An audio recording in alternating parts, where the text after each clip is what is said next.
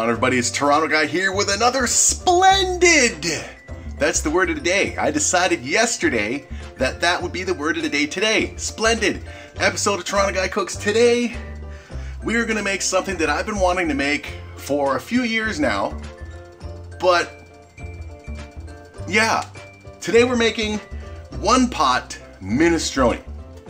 I've been a big fan of minestrone ever since I first moved out on my own and I had to survive on a lot less money than I make now. So I'd buy cans of minestrone soup and it was like, good, I want to make this myself. And then I'd find recipes like bloody hell. But then last Christmas I got the lovely big one pot rock pot.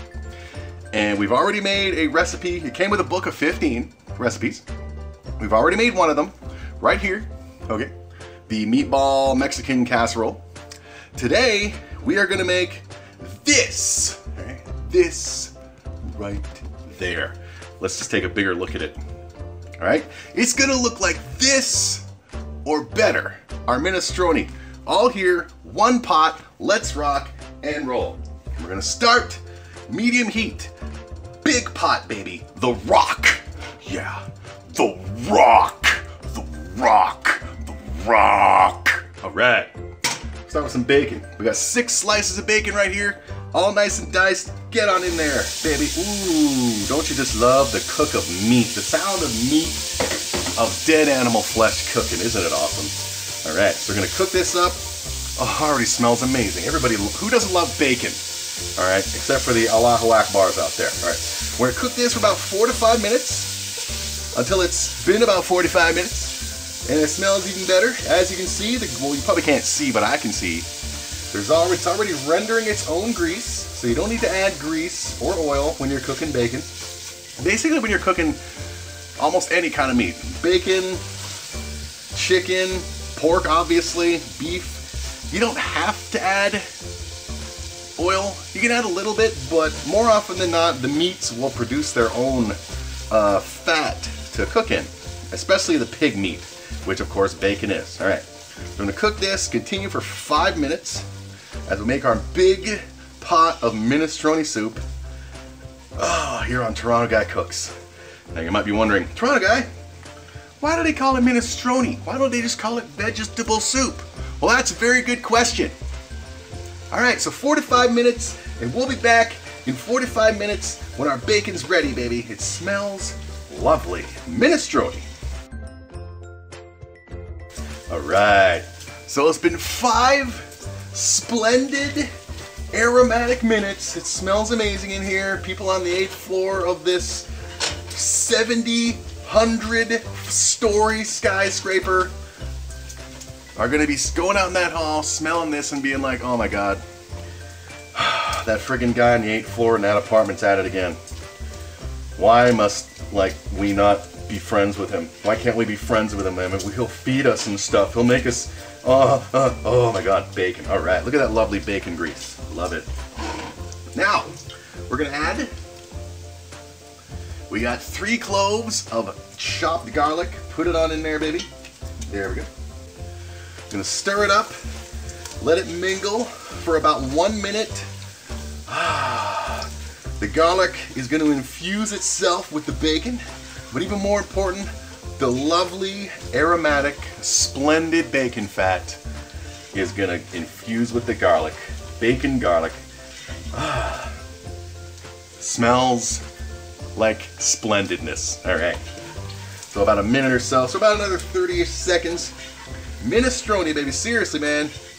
When I first moved out on my own into a little basement apartment, and it was basically paycheck to pay. That's the way it is when you move out on your own. Unless you have rich parents who spoil your ass, when you move out on your own, you're living paycheck to paycheck for a good chunk of time. So all these teenagers I hear who are still in high school saying, oh man, I'm gonna own this friggin' Porsche and this Ferrari, I'm gonna have this big house, whatever. The only way you're gonna get that, there's one of 2 ways. 1, your parents are loaded and are stupid enough to spoil you into your adulthood. 2, you win the lottery. Or 3 ways, you kill someone in a fancy house and take over. Other than that, get used to living paycheck to paycheck in a shitty little apartment. If you, of course, your parents, kick you out or tell you to fucking leave. All right, it's been over a minute. All right. Anyway, I'll continue that story. Now we're gonna add, got some onion. There we go. The onion's gonna soak up some of that bacon fat loveliness. Celery, one of my favorite vegetables. I love celery, always have since I was a kid. I'd eat it raw, as is. I'd put peanut butter on it. I'd put cheese whiz on it. I'd put salt on it. Salad dressings. Dude, put the friggin' thing away. Idiot. Also, we got some carrots. There's 3 lovely carrots, nice and diced. Now we're gonna cook all this up for 3 or so minutes. Let everything gather splendidly, get coated with the bacon fat and the garlic infused nation. Very good. Now, as I was saying, oh, I love the mixture. As I was saying, when I moved out paycheck to paycheck, one of the things about big, I think it was Habitant brand, a big yellow can. They had multiple soups, and my favorite was their minestrone, and huge, and it was like $1.50 back then. Now it's probably like $4. And that's what I would live on, and I loved it, and I was always like, damn, I want to try making minestrone. So I looked up recipes, and it was just very intimidating. This is before I became a chef destructor, right? But now, courtesy of the One Pot book, I mean, we made the previous thing and it turned out awesome. So obviously, every recipe in the little booklet was tested in this pot and approved, so this should be phenomenal. I love this too. I love just seeing this, the base, seeing it all come together.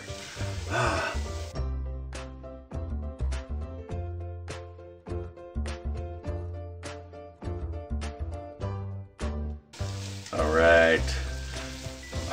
Smells lovely, looks lovely. You see, before I became a chef lord, I would never have made food like this. Like, I would have just most likely, if I were just like, you know, let's just grab a bunch of vegetables and blah, blah, blah, I would have thrown it all in a pot at once and heated it up, all right? Not, you know, onions first, then this, then this, then this, and you see it gradually build. That's why cooking is awesome, as am I. It's actually splendid. Word of the day. All right, there we go. Looking great, smelling great. Everybody's having a wonderful time. All right. Now, diced tomatoes. You can use fresh, of course. I'm using canned because I have a bunch of cans of tomatoes. So we're using it. So why not? Diced tomatoes. This is like 3.5 cups in there. All right. And we're gonna add some bay leaves. There we go. Get on in there. And some thyme. Use fresh thyme. I'm using dried thyme because fresh thyme across the street, you buy a big friggin' thing of it for like $3.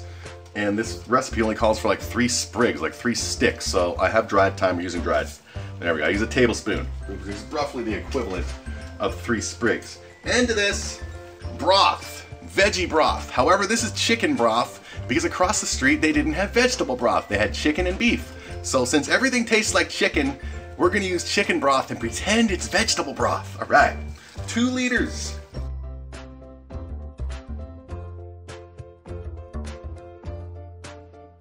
Everybody loves soup. And to this, which I was supposed to do earlier, but hey, it's still fine. We're gonna add some salt and pepper to taste. Here we go, salt to bring out the flavor. Pepper to bring out the pep. There we go. I think something got in my nose already, ready to sneeze. Let's give it a mix up. Ah, yes. Looking lovely. I'm ready to sneeze. All right, so what we're gonna do, give this a quick stir up, get everybody bonded, everybody relating. There we go. Now we're gonna cover this. Here we go. We're gonna bring it to a boil. Ugh, almost hiccup talked. Let's raise the heat a little. We're gonna bring this to a boil. And then when it's done being boiled, we're gonna reduce the heat and continue. Right now. All right, so now as you can see, it's boiling. Took about 7 or so minutes. Punch me in the face with your love. All right. Let's give it a stir. Now we're gonna reduce the heat to medium-low. There we go. And we're gonna let it simmer. Just enjoy itself at the party for about 10 minutes. Give the carrots a chance to soften. Get all nice and softened and splendid as the smoke is just destroying everything in here. There we go. All right. Put that there. 10 minutes. Just doing its thing, getting along, and then we'll come back right now. Splendid. All right, so it's been 10 minutes. Smells very familiar, baby. Minestrone. I'm gonna give it a quick, nice little stir. Oh, that is so familiar. Plus, except that it's got the hint of bacon. The cans of minestrone soup I bought back in the first moved out of my parents' house day didn't have the bacon smell to it, but everything else is very familiar. Ah, lovely. All right, now we're gonna add our shells. Now, usually minestrone uses little baby shells. Across the street they didn't have any. Luckily I have some large shells on hand. We're gonna just put large shells on them, all right? About 1.5 cups. There we go. Put all this in there. There we go. There we go. We had, ooh, wow. We had exactly 1.5 cups of shells left right now. All right, I'm gonna stir this, and we're just gonna let the shells cook in here for about 5 minutes. Let them soften up, and then we're gonna add the remaining ingredients. Let them get along with the bacon and everything else for a few minutes or so. Oh my God. Oh, minestrone for me and nobody else, because everybody else smells like poo. Yeah, splendid. All right, let's go for about 5 minutes, well, 4 or 5 minutes. Let everything get together, get along. All right, there we go. So, little spurts. Here, we'll be right back. Now add this, we'll be right back. Now add shells, and we'll be right back, right now. All right. Smells and looks awesome. Ugh, all right, so it's been 5 minutes. Now we're gonna add the final ingredients. We got our lovely kidney beans. They're gonna make us nice and gassy, nice and poopy. Get on in there. They're rinsed, hip hip hurrah. We got a zucchini sliced in half and then sliced in moons. There we go. Get on in there. And some fresh spinach. We're gonna add about 1 1/4 cup. There we go, and 1/4. There we go. 1/4 of spinach. Spinach is so good for you. So good and healthy. It's so green and lovely. All right, give it a stir. Mix it all in there. There we go. Zucchini split up, man. Get to know everybody with your loving. All right. All right. Now, let's grab a spoon and give it a little taste. All right.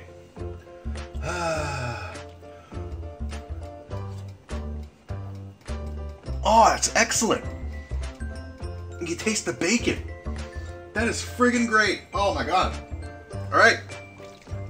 There we go. Try to separate the spinach and the zucchini. Try to mix it all in there. So you see some of the big chunks of zucchini are like not cooperating. You know, what do you expect? They're green. Green colored vegetables are just so friggin' uncooperative. All right. So, let's give it a nice mix. Separate everything as good as possible. Nice segregation, but not, you know what I mean? There we go. Because segregation ain't cool. All right. Now we're gonna let this sit for about 5 to 7 minutes. Let the shells, the pasta shells, finish doing its thing. Let the zucchini and everything soften up. Get under there. There we go. And if we need to, we'll adjust more. I don't think it needs more seasoning. That little spoonful. I mean, it was just, of course, it was just of the soup, but it tasted friggin' great. All right. That's nice and zucchini split up, man. Look at them not cooperating. There we go. All right. For about 7 minutes, same heat, just let it do its thing, and then it's done. We bowl it, take a picture. I tell you all to go away, and we wait till next week. Right now. All right, so it's been 7 minutes. The spinach is nicely wilted. See if I can grab one of the shells. Grab one of the shells with a spoon. Alright, let's eat one of the shells, make sure they're cooked. Big, big man shells. They're cooked. Tastes phenomenal. Love the bacon. You can taste it everywhere. Mmm. Oh. Oh.